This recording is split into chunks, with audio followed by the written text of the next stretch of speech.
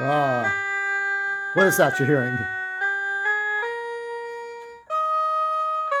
That's the theme. That's the theme I composed a few days ago. That's beautiful music. Let's listen to a few more seconds of that. Now, I just read these two issues I read, or not two issues, actually, it's sort of six, and now I'll have seven by the end of the week. Da da da da da da. That was me just coming up with the theme on the spot.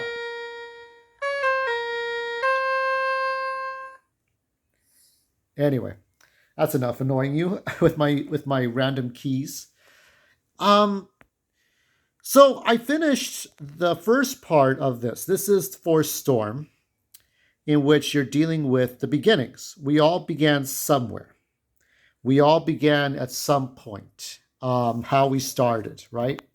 What was the first times, right? For Star Trek, it was Ephraim Cochrane meeting the Vulcans, I guess. Or technically, you could say it was maybe the NASA space shuttles and the very first space jets. But it's really like Ephraim Cochrane after World War III when he met the Vulcans after he did the first warp flight into outer space. And we do have ties to Mortis in some loose fashion with this. This is, what Dawn of the Jedi is, or what it will probably be. Who knows what the movie will be about? I don't know what the movie's going to be about. I know it's supposed to be related to this, but who knows? Now, the main reason I got these comics, and I'm going to do a poll later, an interesting one for this is, happy Star Wars Day, everyone. Are you enjoying your Star Wars Day? Are you enjoying it? May the 4th? Well, Dawn of the Jedi. So much like the beginnings of Star Trek, this is the beginnings of Star Wars. And um, the main reason I got this is simple because I collected Star Wars Legacy, and the same people, John Ostrander and Jan Duursema, they put this all together, and it's beautiful. I mean, beautiful stuff. You're going to see some themes that are very similar to that of the Clone Wars season 3. These are the very beginnings. What you see here are the very beginnings of how all these different people across the planets got their magical powers called the Force. The Force came from these pyramids, these diamonds in outer space, and you have different characters. Now, you've got Twi'leks, you've got Sith, but I'll explain the Sith part because it's a simple time, and they're called the Jedi, not Jedi, but the Jedi, or Jedi. And that's exactly what the Yuuzhan Vong, the plant people, the people who make plants and live in plants and green life, they're the people. There's going to be some sort of relationship between this Jedi and sort of the Quinlan Voss clan prototype. So you got Twi'leks. Now there are no Sith. Now this is the Rakata Empire. And I do believe I have a picture of that. Oh, yes, indeed. Now, this was made in 2012. This is one of the last stories of Dark Horse before the Marvel sort of retro takeover. And of course, they came back to do High Republic, but the less said about the High Republic, the better. This is the Rakata. This is a painting made for the chronology, a dated book, but it has this is what they were doing. And somebody will tell me in the comments section if there's any relationship between the Mon Calamari and the Rakata. Now, these were the original bastards, okay? Before the Sith, before the Empire, these were the original assholes who would take people off the planets and enslave them. They were kind of like what Mongol is in the Action Comics, right? So they would just go to people's planets and invade. It's like they made Cortez look like a kid throwing a tantrum. These were intergalactic invaders, okay? Or Cortez and Columbus look like they make Christopher Columbus look like that kid that stole your apple from your lunchbox while you were not looking, okay? These are the bad guys, and so these are their force hounds. These are their dogs, much like what would happen with Darth Maul and Asajj Ventress. Asajj Ventress and Darth Maul would be these Sith hunters. You could have a Sith hunter, or you could have many, or Inquisitors. Um, but you can only have one apprentice and one master in Sith lore, or in as of Darth Bane, the Darth Bane establishment. Of course, Darth Krayt in the distant future with Kate Skywalker would defy this rule. So Darth Talon, we all remember Darth Talon, is one of the many hands of Krayt. So in this first part, you're seeing like this guy here. I keep forgetting his name. I think his name is Zesh, Xesh. Zesh. We'll call him Zesh, like zest. Okay. So Zesh is like, oh my god, look at that body. Shoo. Jan Dursma, you do it again. You are a master. She knows how to draw her women, and she draws her women respectfully. Make the women sexual. Don't make them look like what's her face, Brie Larson. Anyway, or or what was her name, Rose Tico. Don't do that shit. So these are the different Jedi. Essentially, these are the bad guys. So you have the Jedi. And then so the Jedi, different from the Jedi. They don't have the creed and the morality and the set of morals are very similar to Jedi, but they they would use the dark side of the Force and the light side of the Force, but they would use the dark side responsibly. So basically, the Jedi are kind of like what Luke Skywalker or Jedi Knight Luke Skywalker is, and maybe to another degree, Kate Skywalker. They're trying, and maybe Qui-Gon Jinn. So Qui-Gon Jinn kind of subscribes more to the Jedi rather than the strict Jedi code. But these are the bad guys, okay? Rakatas are the real bastards here. And I mean, so they take people and they enslave them. Um, they this was the Despot Wars, and she was like worse than Cleopatra. She was like the queen of everything, right? So there were despots and warlords, and there was a whole war going on. So there couldn't be a Jedi versus Sith war. That was a whole different thing. But at this point in time, the Jedi are peaceful people, but they do. It's like, let's see, what does it say here? Resi, hating is wrong. Yes, Master Ketu? Not necessarily, Harun. Hate is understandable, as is anger. Anger has its uses, it can cleanse like fire. But one must never only feel hate or only feel anger. That brings one out of balance. However, as Master Yoda would say thousands of years later, because this is like 25,000 to 10,000 years before the Battle of Yavin, Yoda will say, hate leads to anger, anger leads to hate, or no, fear leads to anger, anger leads to hate, and then to suffering. So it's like they had to change everything around. So you got these avatar-like giant creatures here. These are warlords, I think. I don't know. I don't think. And the other thing too, that is introduced. Not only do we have so at the time they have these samurai blades, the Jedi. They don't have anything that has to do with lasers or light. But Zesh, the guy we saw with the mask on, let's see where he is. He's in here somewhere. Let me find him. So Zesh has what's called a Force Saber. Does that sound familiar? Of course it does. And he kind of looks like Quinlan Voss a little bit, so maybe that's what they were going for when they designed him.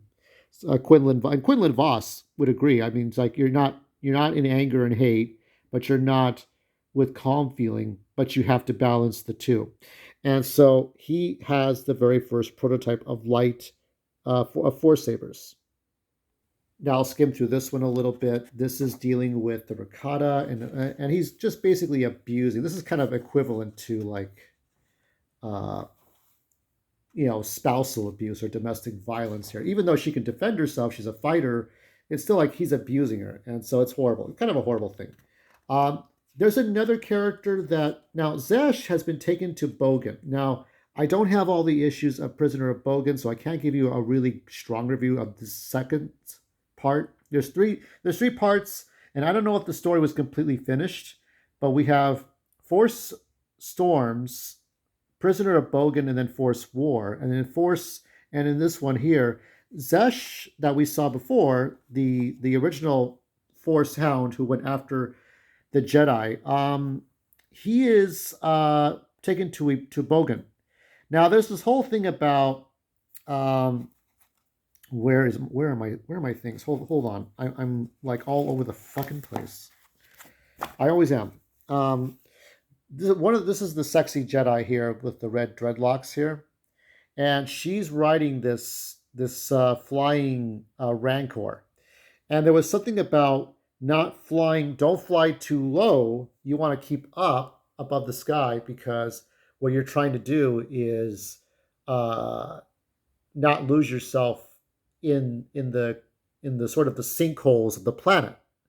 So some Jedi almost lose their minds. Now there's this guy that he meets who did lose himself into the sinkholes, and he submits to insanity. But he understood that he had visions. The thing about the visions in the time of the Jedi is that the Force visions um, are more dismissive. However, like with when you look at Master Yoda as sort of the gold standard of a Jedi, right? When he gets visions, he has to like assess every one.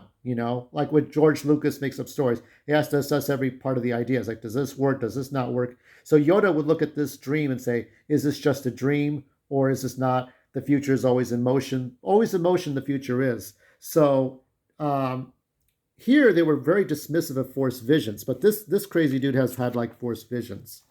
I am Dagan Locke. So Dagan Locke is the guy that's in Bogan for having strange visions. This is at a time, if you in our galaxy, when you had wrong thinking of, well, we have wrong thinking today, don't we? 2020 and all that, but wrong thinking of like subscribe to Christianity and not Greek mythology or Roman mythology. So because they have a wrong think attitude, they're sent to a prison. Zesh too. And the other Jedi were like, hey, and this is where they're practicing. And it's like, they're saying, uh, you can do, you still dwell on the one sent to Bogan. We all saw Zesh in a vision before the crash, Master Tave. Or is it Tave or Tave? Tave. It was a true Force vision. I think it meant he should stay here on Tython. Now, Tython is where everybody's training. So why aren't the masters taking us seriously? So they're dismissive of visions, of Force visions. And the idea now, when you look at the time of the 6 movies and, that George made, that it's more about don't take the dreams too seriously, but don't be dismissive. Here they were more dismissive, and that's why they sent the Jedi, the Force users to Tython. And so he's even this bald dude's a great master. He's like the great Gandhi, right? And he's telling him, you can't be dismissive of these visions. Explain the blade of fire. The blade of fire being the prototype lightsaber. So he's talking about visions he sees, and he went mad. And so what Dagan Locke and ultimately Zesh wants to do is they escape. So they escape. Do they become Sith or worse? So they got the lightsaber force, I'm sorry, the electricity, the force electricity here. That's always been there in all Jedi and Jedi and Sith. And here we got, it is dangerous to stop me when I command the Force. Do not ever presume to understand my power, which is a very Anakin thing to say. Go fly the ship. And they say I'm crazy. So they're going to go try to figure out what's going on with these crystals. So it says here, essentially, what does he say here? He says, every Force Hound, that's him and the crazy girl with the dreadlocks. So Zesh and her, they're Force Hounds. So every Force Hound must build his own weapon. I'd need the right kind of crystal, then modify it through alchemy, make a hilt. In theory, yes, I can make another, but not here. So he tells them where they can go, this planet Krev. So that's kind of where they're going. Now, go to the end, and this is something that the writer points out. Let me see if we can get some light. If not, I may have to light this. Let's see if we can. Let's see. I'm glad you're enjoying the series, Nick. There is a lot more to be revealed and much further to go in the story. I should mention for newer readers that it is an established point of continuity, at least the pre-Disney continuity, that for in the future from the dawn of the Jedi era, the Sith species is conquered and corrupted by a bunch of dark Jedi who eventually take Sith as the name for their own order. So the Sith of the dawn of the Jedi are genetic Sith. So that's what I remembered. There's a red dude. Let me see if I can find him. And he is called. Let me see. Where is he? Where is he? Where is he? This guy here. These are kind of the characterization. I think are CW like actors anyway. But this guy is called a Sith, and I'm not sure if he's from Dathomir.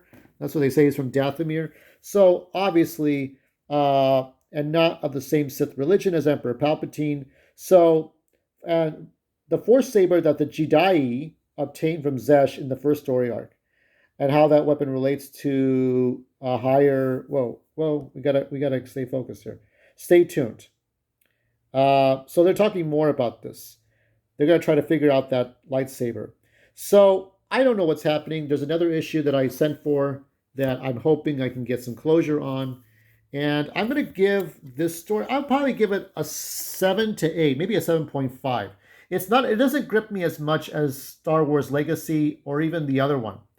And obviously, the Star Wars, if I had to really rank them right now, I would say Kate Skywalker's Legacy is number one. And I would say that Ania Solo's Legacy and the Star Wars 74 tied for number two, and number three would be Dawn of the Jedi. They're all very good. They're all very good. I mean, if you watch the Clone Wars cartoons and Rebels, and you look at Revenge of the Sith and Rogue One, I mean, that's Star Wars you're going to get. I mean, this is the beginning. Now, speaking of beginnings, let me do a quick thought about this. Now, I just recently completed the 6 part stories of Joseph Campbell. So I'll show you where it is in YouTube, but I really enjoyed it. I'm going to give this a 10 out of 10 for all 6 chapters. What it really is that when George Lucas was coming up with Star Wars, he was looking at Joseph Campbell, and Joseph Campbell helped him do the 3 movies, obviously 4, 5, and 6. He passed away in '87. I was about 9 years old. Brilliant man. I mean, what he's saying here, the biblical image of the universe simply won't do. He will challenge your conventional thinking. He doesn't challenge the religion in terms of whether or not something is real, but talking about Jesus Christ, the Virgin Mary, the saints, the Bible, the Quran, the Torah, the Bhagavad Gita, all the different religious texts and artifacts. And there is a purpose and meaning behind what we believe in or we don't believe in. The myths of stories. He goes over Native American stories and ancient Egyptian stories and ancient Indian stories and anything, whatever folklore has been passed on from time to time, like Beowulf, or you think of anything. And the 3 movies, even all 6 movies kind of follow that. Anakin is seduced by all these elements that lead him to becoming Vader, right? Now, the acting is choppy, and I do like the 3rd movie the most, The Revenge of the Sith of the 3. And Clone Wars, I guess, you're just having fun being the adventure, and it's just a fun ride. I love the Clone Wars series. But Joseph Campbell, really, he is the ultimate, he is the lore master. He knows so much more than we give him credit for. Follow your bliss and don't be afraid, and doors will open where you didn't know they were going to be. Yeah. I think that the interviewer said that one of his best students was George Lucas. So, he's an average Joe kind of guy, but he would go to chapels and cathedrals. He would go to places where you're in the spiritual place, where there's stained glass windows. And you don't have to be a believer of any religion. You just have to understand what people are searching for in themselves, their heaven. Like, you don't have to wait to get to heaven. You find it within yourself. The journey is more important than the reward. And you can find all of the series. It's on YouTube. Joseph Campbell and the Power of Myth with Bill Moyers. So these are it's 56 minutes times 6. So um, I mean, what is that? 30 over 300 minutes, 336 minutes, I think. No, 56 times 6. What am I doing? Yeah, it is 536 minutes. So you go through these and you're going to learn so much. I really encourage you to do that. Really take the time to watch these on Star Wars Day, because you can learn so much. If you can do it, fine. Or you don't even have to watch all of them at once. I know you want to watch something Star Wars, but before you do or after you do, just take a look at this and try it out. And if you like this video, if it's good enough for you, you see those buttons below, you know what to do. Happy Star Wars Day, everyone.